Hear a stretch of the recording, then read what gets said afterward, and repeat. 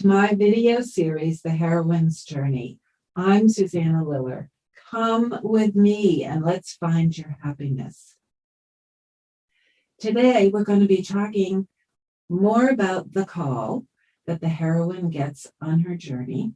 She's been hanging out in ordinary life in her comfort zone, and somehow she gets a call to do something different, to leave that comfort zone.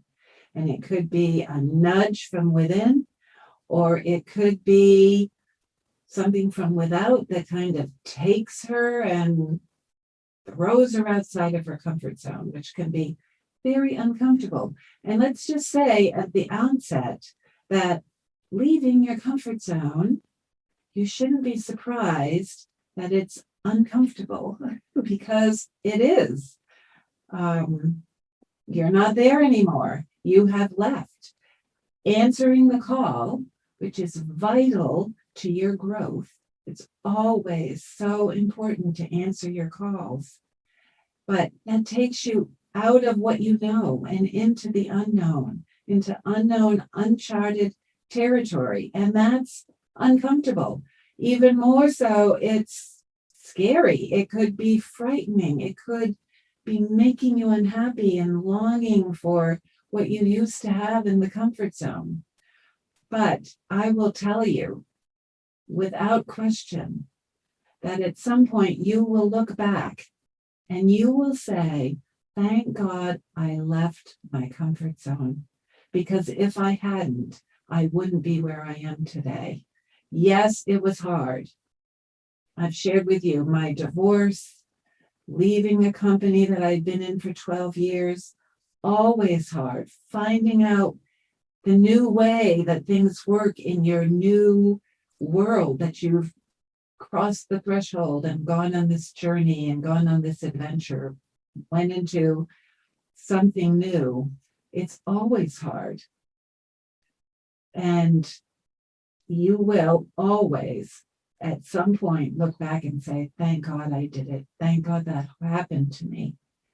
So I just want to share with you, I've told you how I got obsessed with this, with the heroine's journey. I read everything about it.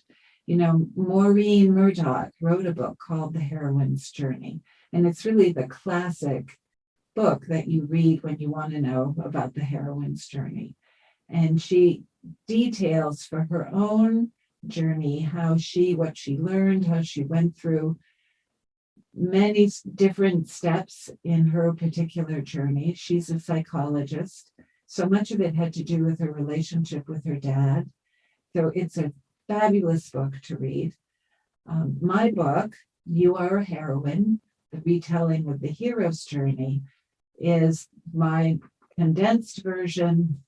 Again, having it be very applicable to every woman. And I have told you I wanted it to be accessible in particular to very busy women so that they could quickly grasp this is what the heroine's journey is, and I'm on it.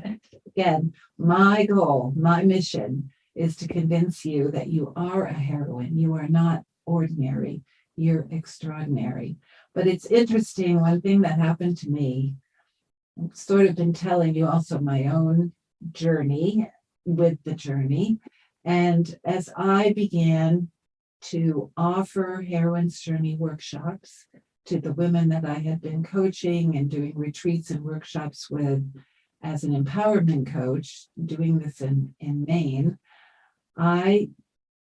it was successful. People were getting a lot out of it. And people were saying, Susanna, you should trademark this. Trademark the heroine's journey. And so I said, okay, that sounds like a good idea. I will. And so I applied for the trademark for the heroine's journey. And after a while, who knows, 9 months, I got it. And life was great. And I was going forward with this and more workshops and retreats. And I get a letter from, of all places, the Joseph Campbell Foundation, which is jcf.org. And So it's a fabulous organization. They're responsible for all his works and his papers. Joseph Campbell was an erudite scholar and wrote extensively, and it's all wonderful stuff. So I get a letter from them that says, cease and desist. You are verging or, tramping all over a brand that belongs to, even though he had passed away, the Joseph Campbell Foundation. So my first reaction, and did I recognize this as a call at the time? No, I didn't. I thought, oh no, my world is crumbling down. What's going to happen? I worried, bemoaned, was anxious about it. And my very logical, down-to-earth, realistic husband said, Susanna, why don't you just call the guy who wrote you the letter? Well,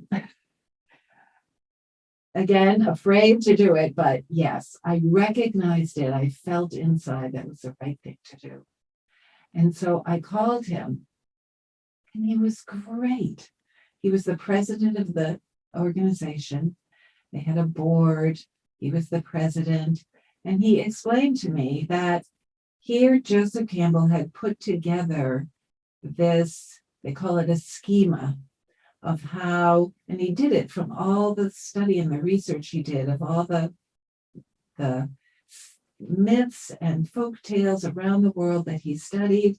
He came up with this one common monomyth that appeared everywhere, the story of the hero, and he laid out the steps, and people were all beginning to recognize it. And there was the hero's journey, this, and the hero's journey, that, and the hero's, so using this and using the recognition of the brand, and they didn't want that, and they wanted to license it.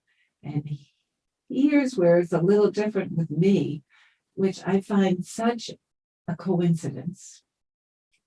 Are there any coincidences? I don't think so. They told me that they had gone, because of everybody using the hero's journey, to trademark it themselves. And they couldn't, because the Trademark Association said, no, you would be impinging upon somebody else's trademark. You can't do it. Well, guess whose trademark it would be impinging on? Mine. So Joseph Campbell, who I honor, his organization wants to trademark their work, the hero's journey, and my trademark stops them. How I don't know. I'm still blown away by it. So did I stop them? Did I say, no, you can't? Of course not. I said, absolutely, you should have the trademark. My gosh, Campbell's the guy. And there's some big fancy word for when you give up a trademark, but I did it. But what I got in return was, hey, Susanna, come to Esalen, Big Sur, California, and come to our workshop on the hero's journey that we've been giving. Even Joseph Campbell gave it before he died. We're still giving it. And we'll give it to you. You can come for free, and we'd love to see you. And I said, well, I'd love to also share what I've been doing. I feel that women take the journey differently than men. And could we have time to talk about that? Absolutely. We'd love to have you do that. So it really turned out well for me. It broadened my visibility with them. They also said, hey, this was before I wrote my book, but they had me eventually, when I did write my book, put my book on their resource list. So I made a friend, a whole bunch of friends, and it was a great experience to go to Big Sur. And if you've been to Esalen, it's the most beautiful place in the world. So just another story about my journey with the journey. But now let's talk about the call. And where does the call come from? And so I also, on my journey to get certified as a coach at the Hudson Institute in Santa Barbara, my first coaching teacher was John Schuster. And John Schuster wrote the book, Answering Your Call. And he, of all the steps, recognizes this is the one. I mean, you have to answer the call to get on the journey in the first place. So it's so critical. And he talks about many things in this book, and I'm very excited to know now that he is going to be on my podcast. I have Podcast for Real Life Heroines course, that would be its name. And he's going to be one of my guests, and we're going to talk about his book and talk about his deep dive into the call. But for right now, I just want to talk with you about what are the theories about where the calls come from. And I've explained to you that they I feel like they just, they just dive into my body. And that's how I hear them. Walking my dog, call him, and but again, not everybody gets them that way. But he has studied, and offers up 4 possibilities. And he says one is for the spiritually minded, it's God talking to you. And maybe it's not God for you. Maybe it's the universe or the great mystery or spirit or something greater, but a spiritual something sending you a message. He says for the more psychologically inclined, maybe it's your higher self. And so if you've been in therapy or talked with psychologists, the higher self is a part of you that can give you messages and send you messages. So maybe it's your higher self. And then he says for the biologically inclined, it's your brain wanting to stretch its synapses and nerve endings and expand. And so it's just another thought or waves that come from your brain that expand you and offer you ideas. And then finally he says, well, for the sociologically inclined, maybe it's culture, the messages, subliminal messages that you might be getting from your culture, your familial culture, or wider than that, your community, that it's time to do this or respond to this. So there's different ways to look at it, where a call comes from. And of course, nobody knows, period, where a call comes from. I will tell you, I'm one of the ones, and this probably doesn't surprise you, that believes that it comes from God. And I'm okay with saying God. And to me, that's the unknowable. It's something that connects all of us, that's in everything. I think that's where my messages come from. But again, that's what I know now, and who knows what I'll learn as I continue on my journey. But I think John's book is a great resource for anybody wanting to know more about the call and why it's so important. I talk about it often like the acorn gets a call to grow, and that's nature growing it. And we don't have nature inside of us growing us. So what's growing us? Well, it's these calls and our response to those calls. And again, you don't have to respond, but if you don't respond, then sometimes it turns into the not so much fun wake-up call. So if we go back to the Wizard of Oz and look at Dorothy, does she respond to her call? No. Professor Marvel kind of talks about her running away from home. She goes back trying to find Auntie Em. And again, it's the storm call that kind of takes her. And we've talked before about it's sort of her own energy, her restless, unhappy, wanting to run away from home energy kind of creates this storm that eventually takes her.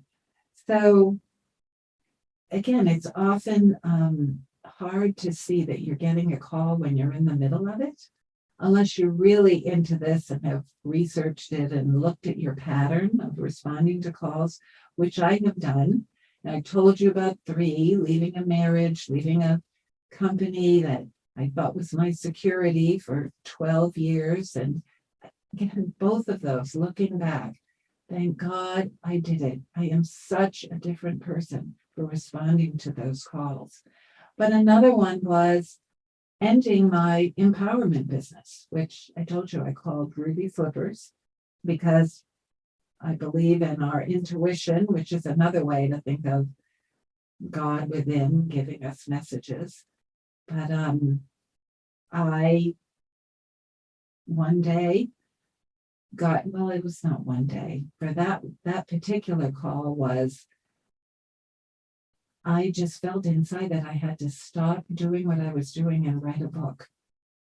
And I didn't even know at that point what the book was going to be about, but I felt like I was spinning too many plates all at the same time. And I was doing still my consulting meditation work, not meditation, mediation work. And I needed to do something different. So I was getting the urge from within. Basically, the urge was to stop. The call was stop. And I wasn't sure quite what to stop. The mediation work, the conflict work, the empowerment work. Basically, I was running 2 businesses at the same time. But then it became clear that it was stop the workshops and the retreats, stop Ruby Slippers. And I put a message on my website saying I had gone off on an adventure. And it truly was an adventure because, again, at the time when I stopped, I didn't know it meant a book. And this is what can happen too, is you kind of listen, you do the initial thing, and then you wait and listen some more. And as I waited and listened some more, it was right, just start writing. So again, I didn't know.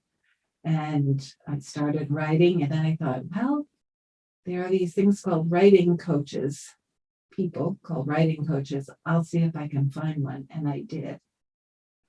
And the way he helped me so much was he said, write, but first just sort of everything you can think of, just like think of them as seeds, and that you're planting seeds in a field. And every thought, just write it down about what you could possibly be interested in writing about. And I did. I just plopped a seed here, wrote about a seed there, all different things. And then his next thing was, well, now describe the field to me that you put these seeds in. And that way I began to categorize and look at, and eventually, of course, yes, it begins to look like, oh, I'm going to be writing about the heroine's journey and what I've been teaching about. And that's what I did. So that was another call. So you, again, will have many. And when you answer them, all the courage that takes, but also the quiet listening that takes to hear it and then respond to it, is what makes you a heroine. And you've already done it. You've already responded. Think back to the times that you have left something and made a change, as scary as some of those might have been, that put you on the road into the unknown, where you were uncomfortable, what probably was hard for you, but you did it. So, my dear heroines, thank you for continuing along with me. I invite you to keep journeying, keep traveling, and never forget you are a heroine.